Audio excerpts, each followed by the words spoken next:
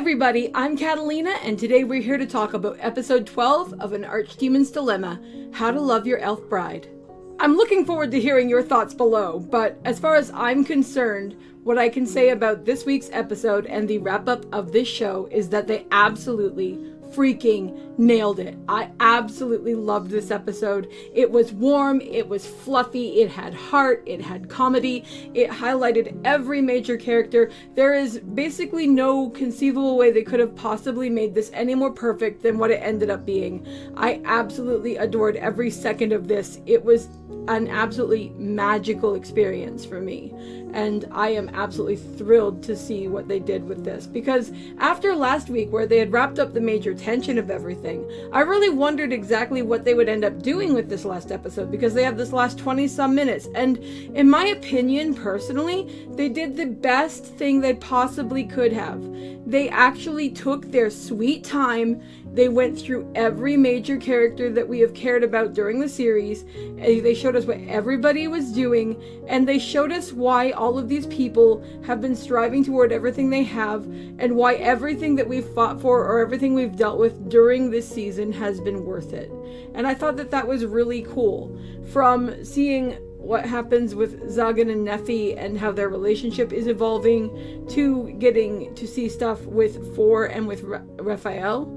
I thought that was really cool. And also stuff with Chastille and Barbatos, and even a cameo from Manuela where we got to see how she was doing, and she actually served as an interesting catalyst to tie the episode together, because she had that gramophone. Zagan goes ahead and he actually decides he's going to buy it, and part of the reason he decides he's going to buy it is because it was brought in by some little poor kids who needed money and stuff, and now apparently that is going to move toward helping them, which is fantastic.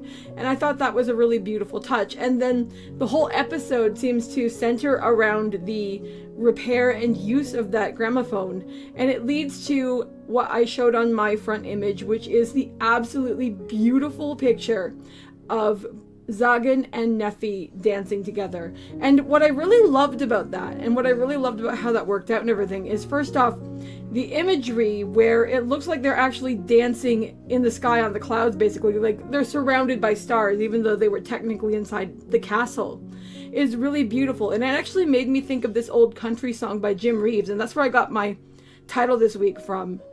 And it goes something like, "If all of my wishes turned out to be kisses from an angel's sweet face full of charm, please believe that it's real, then you'll know how I feel when I'm waltzing with you in my arms, waltzing with my darling, in a paradise with my girl. The moment I found my heart left the ground to go waltzing on top of the world." That really stuck with me when I was seeing that last image, and that lasting thought of the two of them dancing together and just being together, and the fact that they didn't know how to dance and that Raphael actually had to show them was really cute too, because I mean, nothing for these two is ever necessarily perfect. Every little step for them is, or like every step that they take, which they think is giant, would be a little step for other couples. I think another cool thing about that was when Raphael and Four were talking about the stuff, and Raphael being worried about Four seeing their flirtations and stuff. And Four is basically like, those guys, it's gonna take them decades until they get to the point where they're going to kiss. Now, I don't know whether it's literally going to take them decades, but I know a lot of people wanted to see a kiss at the end of this, and I mean, in part I was one of them, but given the way that these characters behave and everything that we saw in this episode, I think what we got is perfectly satisfactory. I think that it made sense for the characters, and I certainly wouldn't want them to try and push or rush the characters into doing things that wouldn't be true to the characters. I mean, I sincerely hope that we get another season of this. Maybe we'll see more if we get something like that. But even if we don't, I wouldn't necessarily want them to force a kiss over doing what is true and natural to these characters. And these characters, to me, aren't the kind of characters who are just going to randomly hop into a situation. It just doesn't work with the way that they've been built up, and the slow and gradual trust and depth of character that the two of them have forged together. I also really love the fact that once they've used the gramophone to be able to dance together and everything, as we keep seeing with their characters throughout the entirety of the season, They then take that and they actually put it outside in the town for the children to use. And the reason I'm highlighting this is because it emphasizes the idea that whenever Zagan and Nephy find happiness, the first thing they want to do is they want to share that happiness with others. And I thought that that was a beautiful way to end things and to wrap things up and to send things off, because I felt that was incredibly true to their characters and the way that they tend to behave. We get another fantastic sequence of 4 doing her journaling. I was super happy to see that back because it's an aspect of the show in the second half that I found very cute and very endearing. It was really fun to see that she's decided that she wants to stay and all this kind of thing, and that she's like jokingly saying she cannot escape an archdemon, because of course she wants to be there, but she wants to seem like she has some independence and some pride, because I mean, she's a little kid and that's how that goes. And I just really loved seeing the way that she is like connecting into the family, and that she seems to have fully accepted that that is what is going to be happening to her, and that she wants to be there and everything.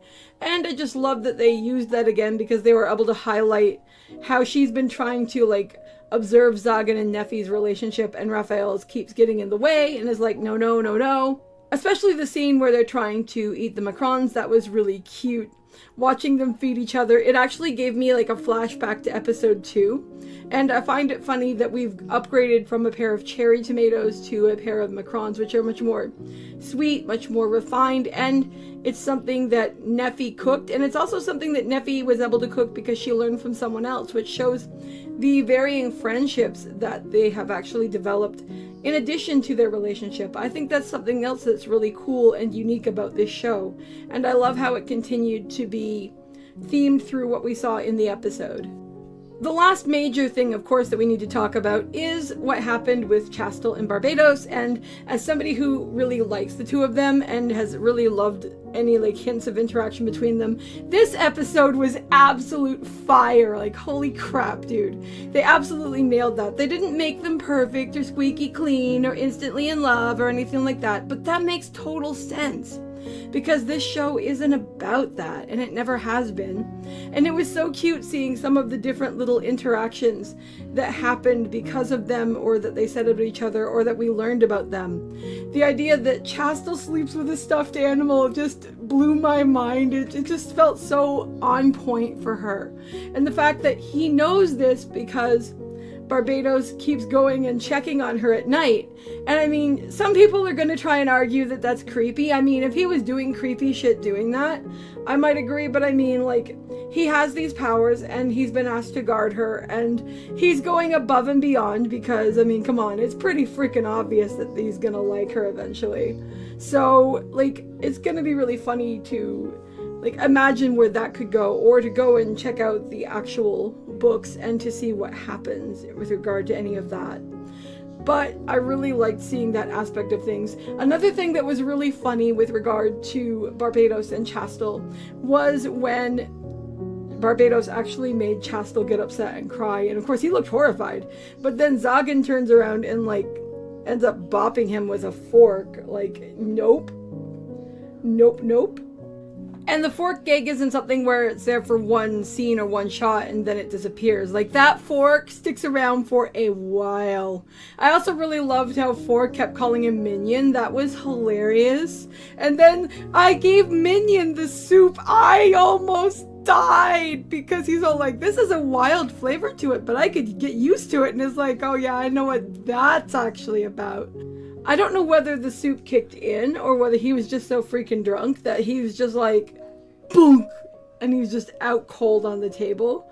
But there was just so much between the two of them, and I thought that was really cool. It was actually really cool, though, how they tied everything together, and the fact that it was Nephy who came to the rescue, telling Chastille that it was Barbatos who saved her was actually really sweet. And Zagan just seemed so damned relieved when that went down. That was really funny. But I just think it's really cool how every character had important parts to play, and how every character's current situation was so thoroughly examined and so carefully put together and everything, so that whether we get a second season or not, which I sincerely hope we do, but we always have to think about writing in the present versus writing in the future. I think it's really great that they actually gave us an ending that tied everything up, that showed that these characters have what we can assume, based off of our knowledge as anime only, a happy life going forward. There will surely be challenges ahead for them and everything, but the fact that they have found each other, that they have formed this found family, that it has its idiosyncrasies, but that like it's worth having and it's worth caring about, and they all seem to care about each other in varying ways, and that it shows not only perfection but the different flaws and quirks and everything that go inside of that. I thought that was really beautiful. All in all, I could not be more thrilled with how this wrapped up. If I tried, I absolutely adored every second of it. It was just this wonderful, magical feeling. Anyway, I would love to know what you guys thought of this week's episode, how you felt about the series in general, or whatever else you'd like to say. So feel free to drop a comment below and let me know, and I'll see you guys in the next video. Talk to you later. Bye!